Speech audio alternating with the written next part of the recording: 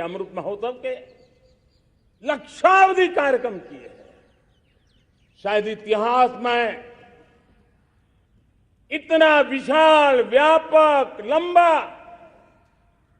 एक ही मकसद का उत्सव मनाया गया हो, वो शायद ये पहली घटना हुई होगी।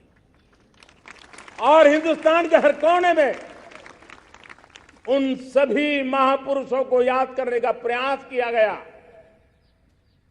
जिनको किसी न किसी कारणवश इतिहास में जगह न मिली या उनको भुला दिया गया था। आज देश ने खोज करके हर कोने में ऐसे वीरों को, महापुरुषों को, त्यागियों को, बलिदानियों को, सत्याग्रहियों को याद किया, नमन किया। अमृत महोत्सव के दरमियान इन सभी महापुरुषों को नमन करने का अवसर रहा। कल 14 अगस्त को भारत ने विभाजन विभीषिका स्मृति दिवस भी बड़े भारी मन से हृदय के गहरे गांवों को याद करते हुए उन कोटि कोटि जनों ने बहुत कुछ सहन किया था, तिरंगे की शान के लिए सहन किया था, मातृभूमि की मिट्टी से मोहब्बत के कारण सहन किया था और धैर्य नहीं खोया था। भारत के प्रति प्रेम ने नई जिंदगी की शुरुआत करने का उनका संकल्प नमन करने योग्य है, प्रेरणा पाने योग्य है। आज जब हम आजादी का अमृत महोत्सव मना रहे हैं तो पिछले 75 साल में देश के लिए जीने मरने वाले, देश की सुरक्षा करने वाले, देश के संकल्पों को पूरा करने वाले, चाहे सेना के जवान हो, पुलिस के कर्मी हो, शासन में बैठे हुए ब्यूरोक्रेट्स हो, जनप्रतिनिधि हो, स्थानीय स्वराज की संस्थाओं के शासक प्रशासक रहे हो, राज्यों के शासक प्रशासक रहे हो, केंद्र के शासक प्रशासक रहे हो, 75 साल में इन सबके योगदान को भी आज स्मरण करने का अवसर है और देश के कोटि कोटि नागरिकों को भी जिन्होंने 75 साल अनेक प्रकार की कठिनाइयों के बीच भी देश को आगे बढ़ाने के लिए अपने से जो हो सका वो करने का प्रयास किया है। मेरे प्यारे देशवासियों, 75 साल की हमारी ये यात्रा अनेक उतार चढ़ाव से भरी हुई है। सुख दुख की छाया मंडराती रही है और इसके बीच भी हमारे देशवासियों ने उपलब्धियां की है, पुरुषार्थ किया है, हार नहीं मानी है,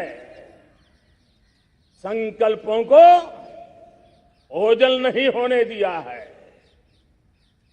और इसलिए, और ये भी सच्चाई है कि सैकड़ों सालों के गुलामी के कालखंड ने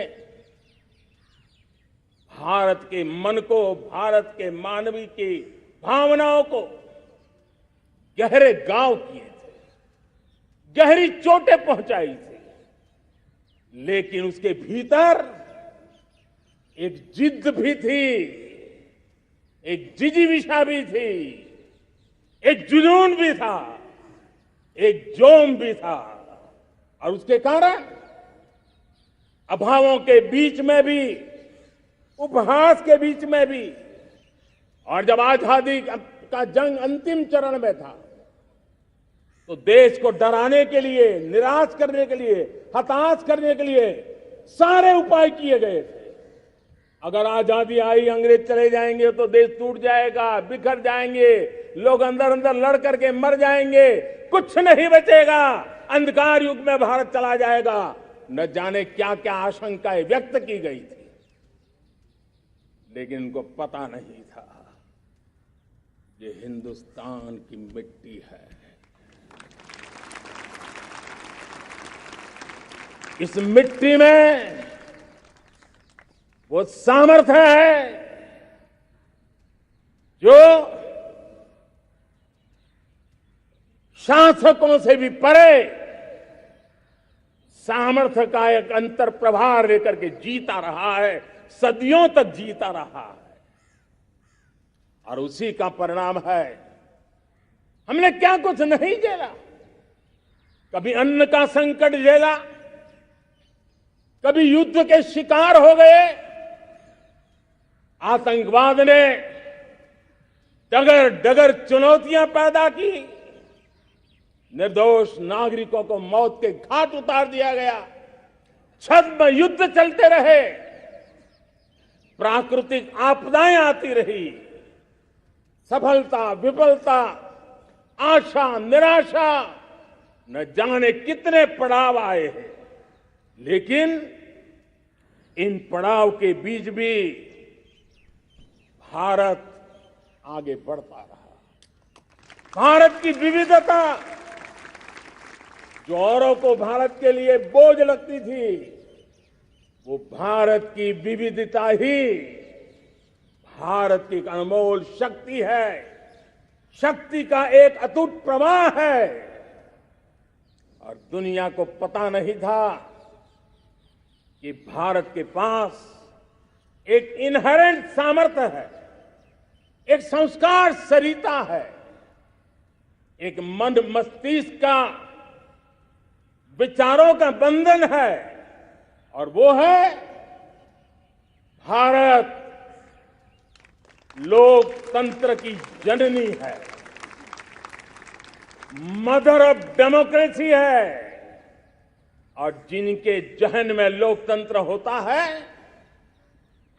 वे जब संकल्प करके चल पड़ते हैं, वो सामर्थ्य दुनिया की बड़ी बड़ी सल्तनतों के लिए भी संकट का काल लेकर के आती है।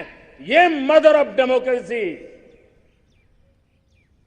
ये लोकतंत्र की जननी हमारे भारत ने सिद्ध कर दिया कि हमारे पास ये एक अनमोल सामर्थ्य है। मेरे प्यारे देशवासियों, 75 साल की यात्रा में आशाएं, अपेक्षाएं, उतार चढ़ाव सब कुछ के बीच में